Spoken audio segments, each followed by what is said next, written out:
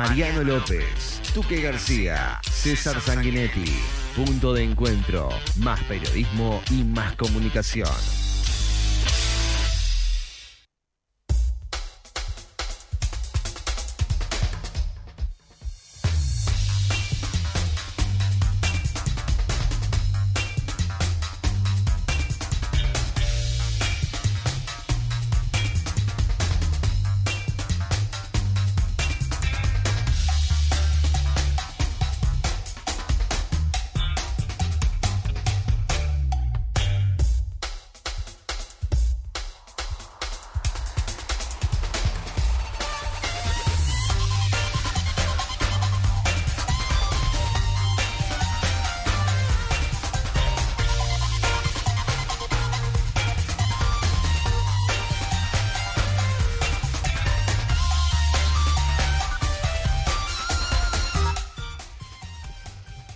Más de 300 mujeres en situación de trata fueron asistidas por los servicios de InMujeres en los últimos 5 años. Este dato se desprende de un informe elaborado por el proyecto Autonomías Colectivas, que brinda un panorama actual sobre esa problemática en el país. En particular, brinda un panorama sobre los impactos de la pandemia en el fenómeno en sí mismo y sobre las víctimas, pero también hay números de la pospandemia. Por eso vamos a hablar de este informe con Cristina Prego, que es la coordinadora del proyecto Autonomías Colectivas y además es codirectora de la ONG El Paso. Bienvenida, Cristina, un gusto tenerte por acá.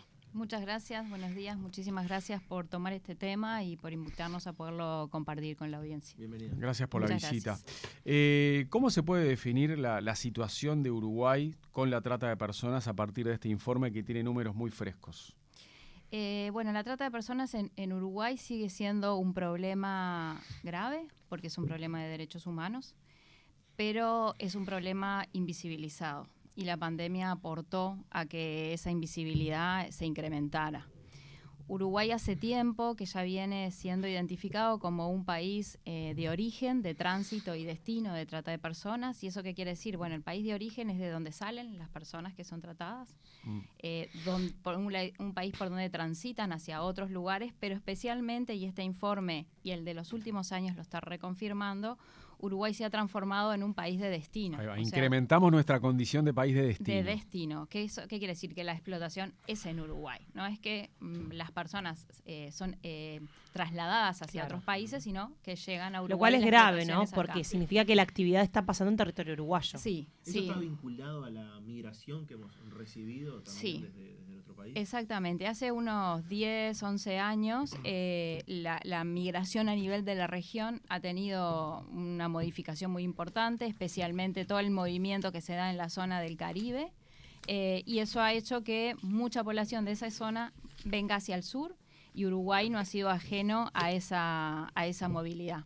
Y eso, por lo tanto, ha incrementado la cantidad de mujeres extranjeras que están siendo explotadas en nuestro país y que han vivido situaciones de trata y explotación, no solo en nuestro país, sino también en el trayecto desde el país de origen hacia nuestro país. Son cifras para alarmarse, ¿no? Las que dieron. Sí, en este estudio, desde el 2018 al 2022, en el servicio se atendieron 300 mujeres, pero también eso, en los años de la pandemia, especialmente el 20 y el 21, hubo un descenso en la atención, que eso también es un problema, ¿no? Porque no quiere decir que hay menos mujeres en situación de trata, sino que muchas mujeres no pudieron llegar al servicio para ser atendidas. Y esto, bueno, por la situación de dificultades de movilidad que se estableció en nuestro país como medidas de control del virus. Entonces, bueno, las mujeres no llegaban a los servicios y además porque también hubo una reducción de servicios a nivel de los territorios. Entonces, a los servicios más centrales o especializados es más difícil que las mujeres lleguen. Pero es alarmante porque el daño que genera las situaciones de trata, además, es muy grave, ¿no? Es un daño a nivel de la situación de salud de las personas, en todas sus dimensiones, en la salud física, en la salud sexual, en todo lo que tiene que ver con sus derechos sexuales y reproductivos, en lo que tiene que ver con la posibilidad también del movimiento libre, de generar otras acciones, donde, bueno, muchas de estas mujeres están en ese espacio porque en un inicio encuentran la alternativa para salir de su situación económica compleja. Vienen buscando una alternativa para ellas y para sus familias. Estas mujeres también remiten dinero a sus países de origen. Y bueno, y después se encuentran en una trama que quedan atrapadas y no pueden salir. Ahí va, no es que entran engañadas todas, ¿no? Sí, ¿Cómo es la historia? Porque algunas entran sabiendo a dónde van porque quizá quieren desarrollar esa tarea porque les sirve económicamente.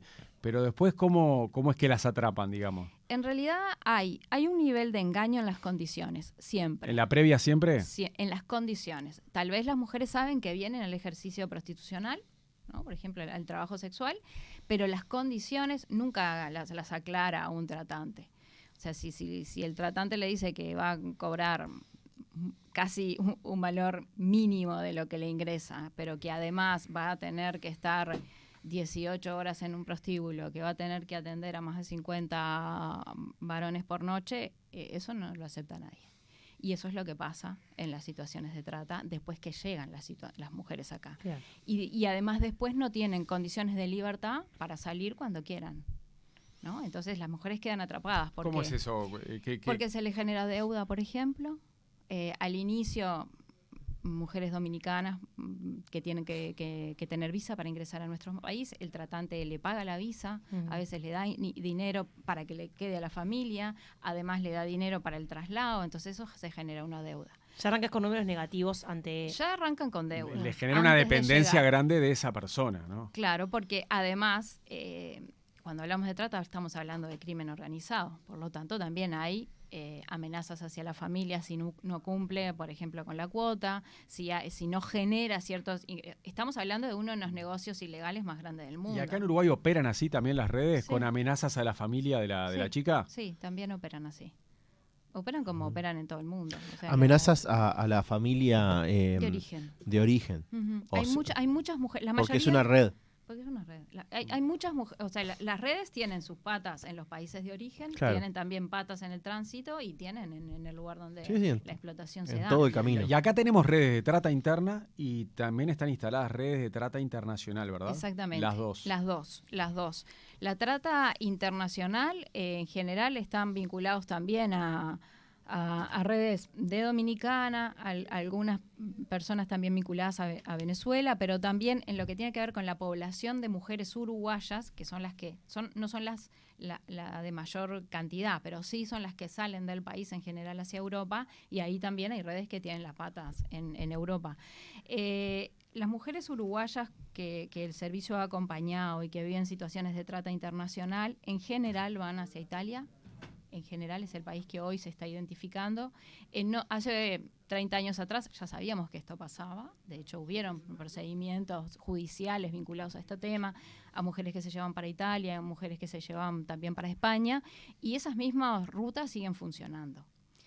Y eso es un problema, porque si después de 30 años las mismas rutas siguen funcionando, es que no estamos pudiendo llegar en términos de persecución del delito de forma adecuada a estos problemas. Cristina, recién hablabas de las mujeres que entran sin saber las condiciones reales y con una asimetría del poder brutal, pero terminan entrando a conciencia.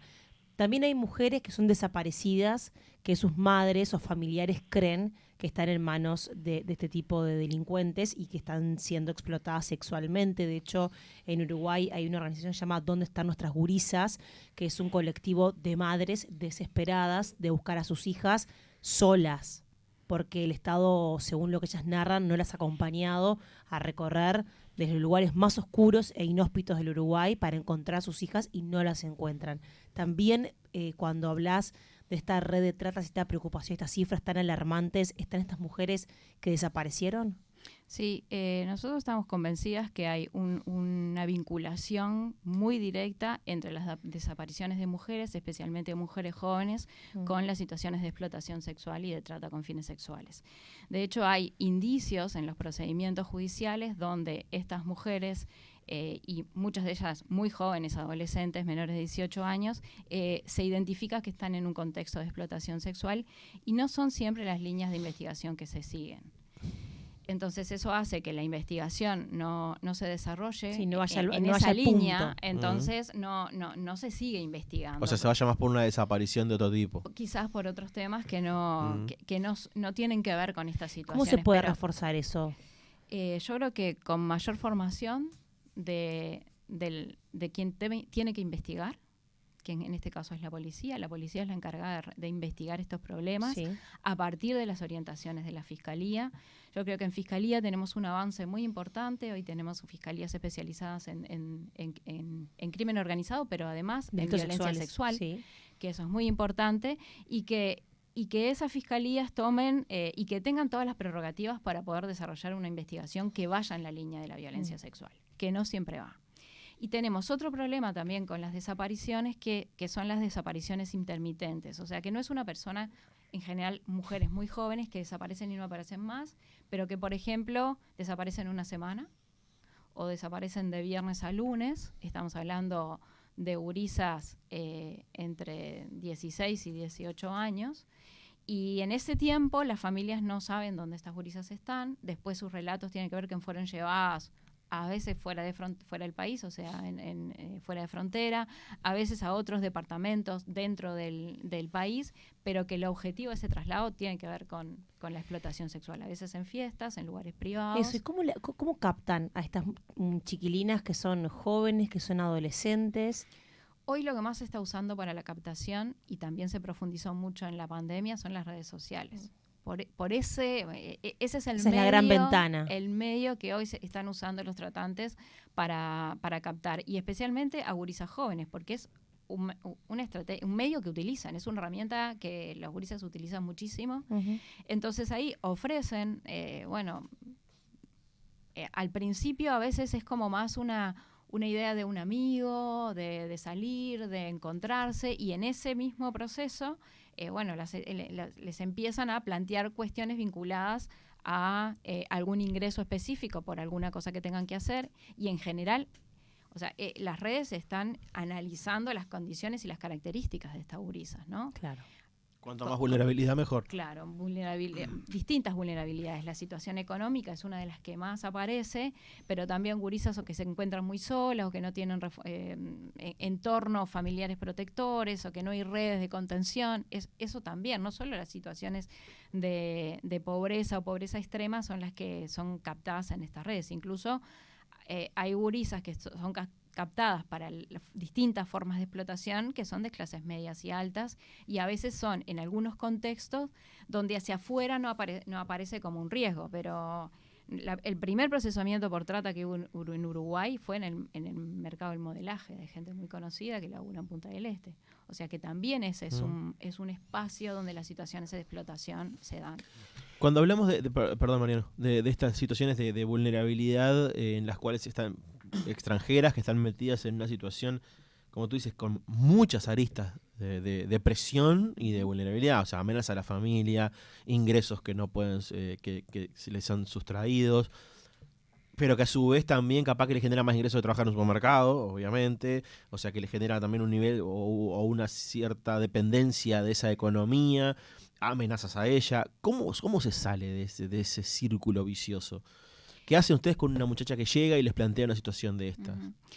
No es fácil salir de esa situación, y además lo que ya está demostrado en el mundo es que depende las políticas públicas que sostengan esa salida, las redes recaptan. Hay niveles de recaptación en trata altísimos. Uh-huh. Porque para salir de esa situación no es solamente tener un apoyo legal para un proceso judicial, un apoyo económico o un apoyo económico puntual o un apoyo psicológico para trabajar todos los temas del daño emocional, sino que se requiere construirse una vida alternativa, que eso que implica tener un trabajo que permita la sostenibilidad individual y de la familia si la persona lo tiene, implica acceder a un lugar para vivir, porque en general las personas no lo tienen, una vivienda digna, implica muchas veces, especialmente para las mujeres uruguayas, reinsertarse a nivel de la educación y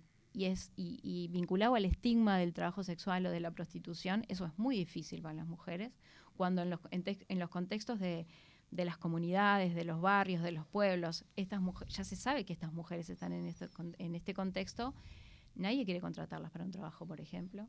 Sabemos, muchas de estas mujeres han intentado reinsertarse. Sí, es como una marca en la frente. O sea. Es el estigma. Sí, muy fuerte, muy fuerte.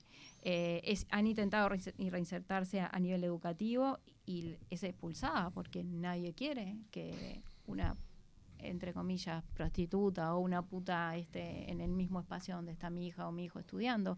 Incluso los hijos de estas mujeres tienen también mucho estigma y mucho rechazo. Y eso hace que también el proceso se repita. Si una gurisa no puede terminar el liceo porque se siente mal y porque el contexto la señala, ¿no? Bueno, a veces no tiene muchas alternativas y se reproducen las lógicas vinculadas a la prostitución.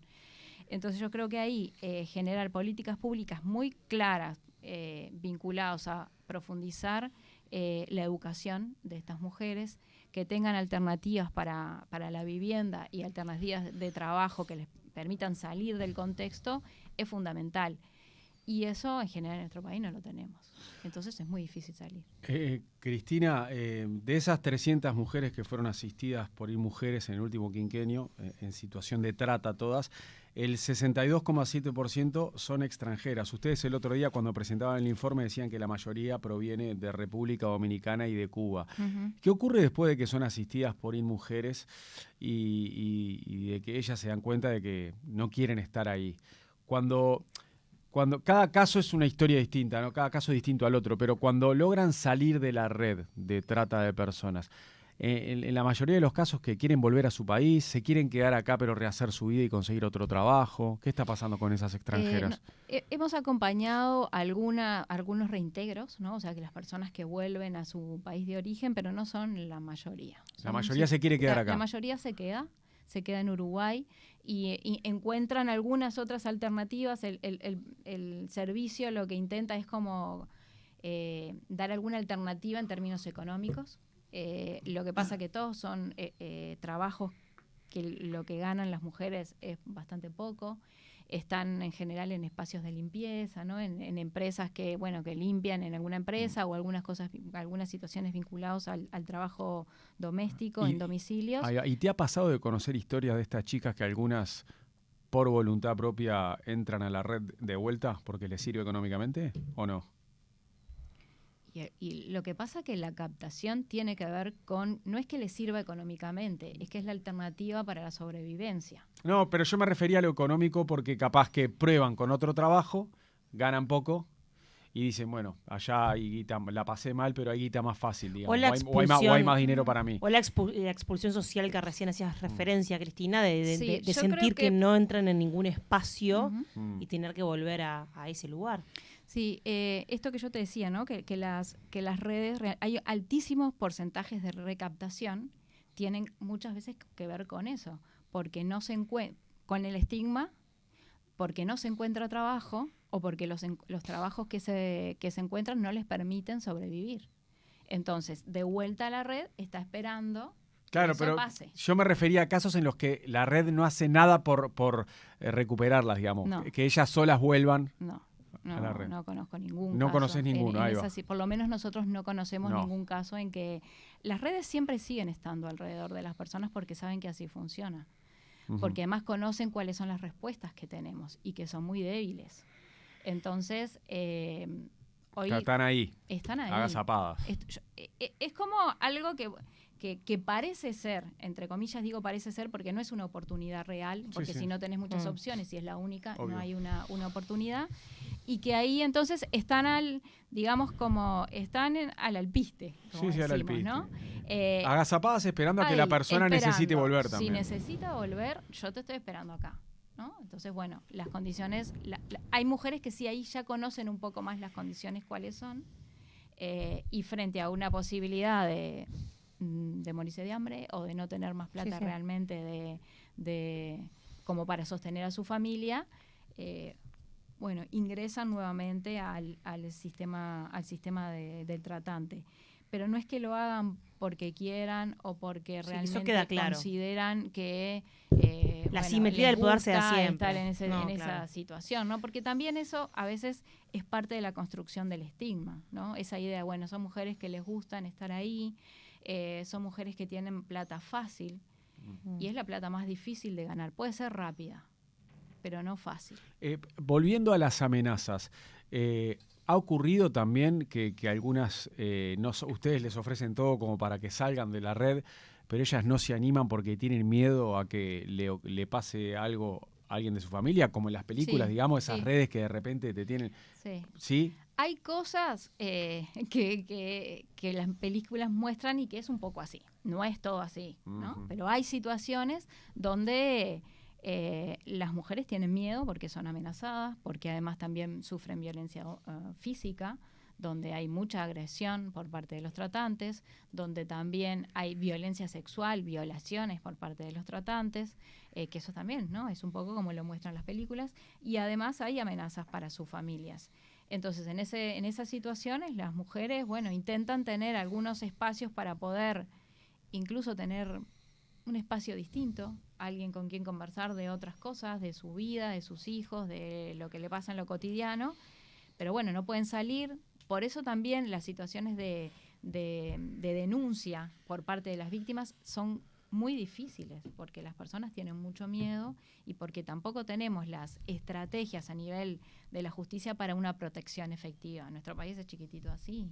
O sea, ¿cómo hacemos para proteger a una mujer que denunciaría una situación de trata? Eso es pasa poco. Eso hay que respetarlo, además, porque las mujeres tienen derecho a no denunciar y además tienen derecho a protegerse. Es la policía quien tiene que investigar. Y tiene que haber más investigación proactiva, o sea, aquella investigación que no incluye a la víctima como testigo, sino a la víctima como víctima, y hay que salir a investigar muchas líneas vinculadas a la trata, donde, bueno, investigar el dinero, la circulación de dinero, ¿no? Las desapariciones, asociarlos con trata, entonces eso te permite investigar mejor. Lo que es el tráfico de drogas, que se sabe que está asociado a la trata de personas, investigar por ahí, o sea, hacer líneas de investigación que articulen cosas, ¿no? Cristina, ¿tienen casos de éxito? Mujeres que hayan llegado al proyecto, ustedes la hayan podido captar, hayan podido salir, se haya Sí. podido reinsertar en la sociedad, Sí, construir la familia que ella haya elegido, si es que la eligió. Hay situaciones, cuando hablamos de éxito, es que pueden permanecer fuera de la red. Ya para nosotros eso es muy importante. Hay mujeres que hoy están, digamos, en el mercado laboral en el que todos compartimos, haciendo tareas quizás no de aquellas de mayor ingreso o de gran complejidad, bueno, porque su educación no les ha permitido, pero hay hoy hay mujeres que han pasado por el servicio, que hoy están en la facultad, que son mujeres jóvenes, que vinieron con una educación media importante y hoy están en la universidad estudiando aquello que querían. ¿La prostitución legal en Uruguay tiene más obligaciones que derechos? O sea, Discúlpame, no entendí la claro, pregunta. si en realidad es una profesión en la cual las mujeres que lo hacen a nivel legal tienen obligaciones, pero no tantos derechos. Sí, ahí va, exacto. Sí, tal cual, como vos decís. Hoy, por ejemplo, la normativa vinculada al trabajo sexual para que una mujer sea considerada como trabajadora sexual tiene que generar algunas acciones que en otros trabajos no se hacen, como por ejemplo los registros vinculados a la salud, la libreta, ¿no? Para el ejercicio prostitucional, que eso realmente es no está orientada a cuidar la salud de la persona trabajadora sexual, sino simplemente a que no contagie alguna infección de transmisión sexual. Pero, por ejemplo, todas las personas que consumen sexo pago, no se les pide eso. Claro. Y en realidad hay una discriminación. Sí. Claro, Es de un lado, pero no del otro, de digamos. un lado por el otro, porque además la persona que consume consume sexo pago y lo va a hacer con muchas mujeres también. Entonces a esa persona no se le pide lo mismo.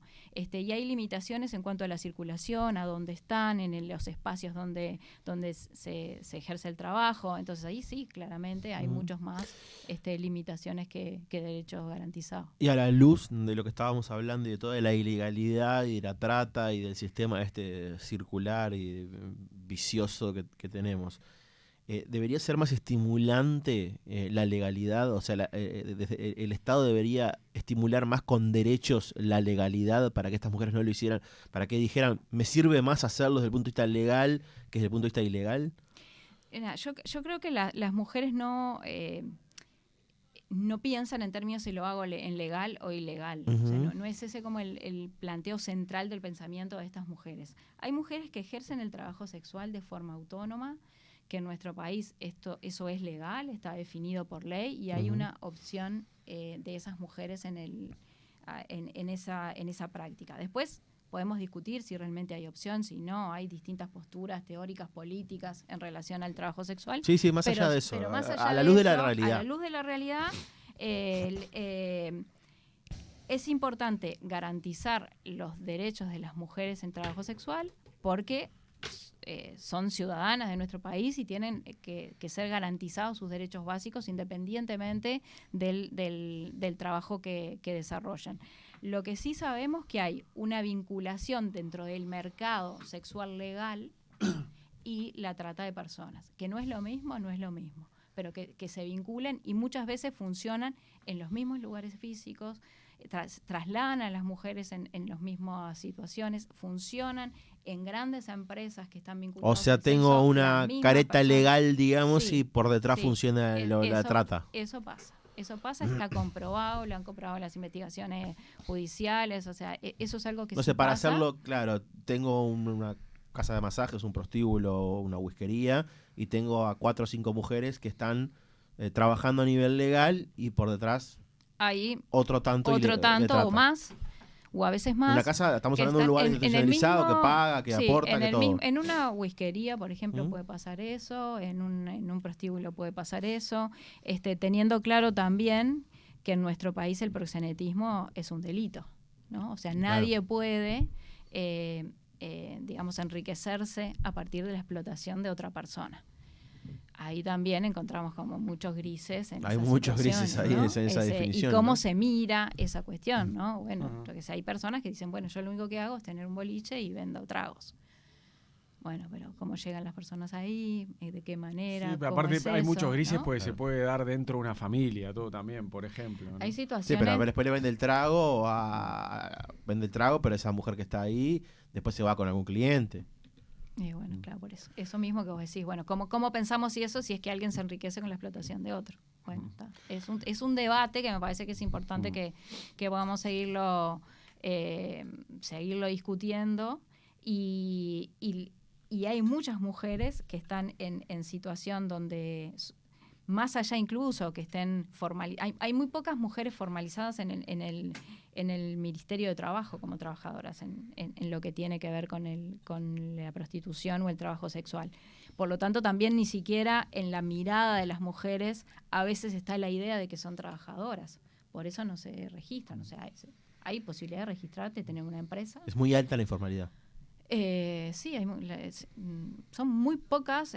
Ahí se plantea que puede haber hasta más o menos 12.000 mujeres, los últimos, no son los más actuales, pero hace 2-3 años atrás, 12.000 mujeres en el marco del mercado sexual en Uruguay, donde hablamos de, no sé, puede haber hasta 300 quizás hoy registradas en el Ministerio de Trabajo. Nada. Por eso te preguntaba lo de si no tendría que el Estado ser más seductor a la hora de formalizarlas, o sea, darle opciones que sean más seductoras también.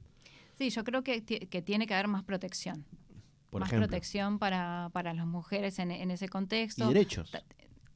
Por ejemplo, el acceso a la salud tiene que ser básico, porque en realidad hoy pasa, o sea, estas mujeres cuando van al sistema de salud, la mirada es en relación a todo lo que tiene que ver con el ejercicio del trabajo sexual o el ejercicio sistema de cuidados para los hijos, o sea, un montón de cosas que se podrían activar en ese sentido, me parece. Sí, muchas cosas para bueno, de hecho hoy en el Parlamento hay algunas discusiones para modificar la ley, que no está tan mirada hacia lo punitivo, que no sea el Ministerio de Salud Pública y el Ministerio del Interior quien regula esas situaciones, sino que esté más orientado al trabajo y al Ministerio de Desarrollo Social, a la protección.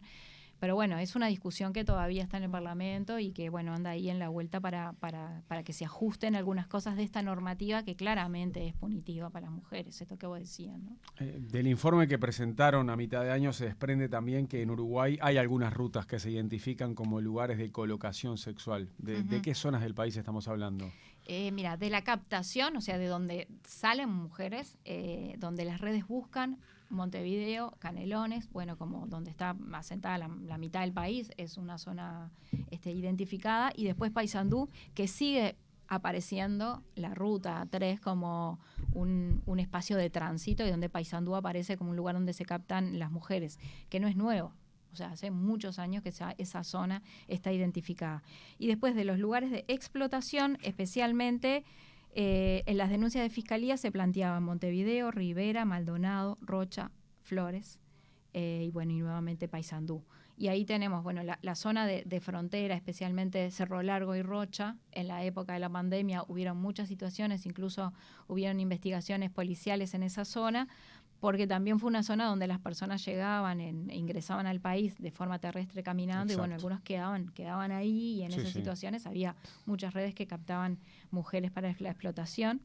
Y después en las zonas turísticas sigue apareciendo como un espacio de alta explotación. Estamos hablando de Maldonado, Punta Lente especialmente. Balnearios importantes. Balnearios importantes y algunas zonas del litoral también. Bien. Cristina, las denuncias por una situación de trata se realizan llamando al 911, ¿verdad?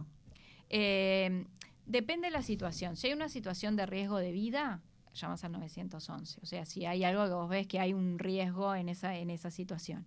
Y si no, podés hacer al 0800-7272, que es un teléfono del Instituto Nacional de las Mujeres que responde especialmente con capacitación en términos de trata, y si no, se puede hacer la denuncia en cualquier fiscalía, ¿no? Si no es una situación... Siempre igual, la hagas por donde la hagas, te van a derivar a ir mujeres para que te asista, ¿verdad? Bueno, eso es una debilidad de la respuesta, que es una de las cosas que también estuvimos conversando el otro día, que depende la puerta de entrada vinculada al sistema de respuesta, no siempre llegás a todas las respuestas posibles. Mirá. Entonces, a veces sí se ingresa solo por el Ministerio del Interior, no siempre pasa por mujeres.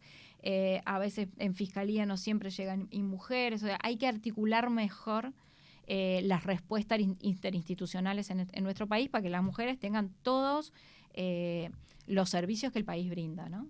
Pero yo creo que es importante en los territorios, por ejemplo en el interior del país, si hay la posibilidad de una denuncia en este tema, que se vaya a fiscalía.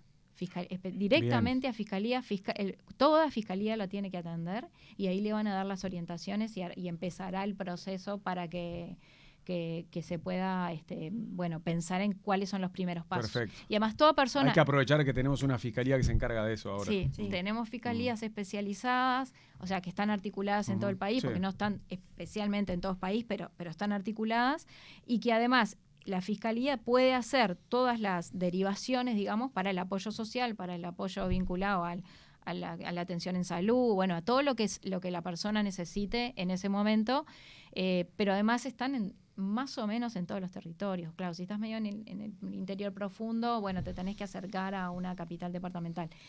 Pero es un buen espacio, y bueno, Mujeres también tiene servicios en distintos departamentos. El servicio de trata hoy está físicamente en Montevideo, en Cerro Largo, en la zona de Paso de los Toros. Bueno, cuando aparece la nueva planta de celulosa, se genera ahí un servicio, pues se sabe que eso incrementa las situaciones. Había ocurrido en Fraiventos también. Exacto. Y en Paysandú. Ahí hay equipos vinculados al servicio que puedan también dar respuesta local. Cristina Prego, coordinadora del proyecto Autonomías Colectivas y codirectora de la ONG El Paso, gracias por visitarnos esta mañana. No te preguntamos nada del Paso, de la ONG. ¿Tenés algo para contarnos que estén haciendo ahora o no? No, en este momento, no, bueno, sí, quizás que estamos trabajando con la Intendencia en el marco con la Intendencia, con UNICEF y con otra organización que es IPRU, en el marco del Carnaval de las Promesas. con niños y niñas y está haciendo experiencias realmente enriquecedoras, súper divertidas, muy buenas para la prevención de la violencia y para promover el buen trato.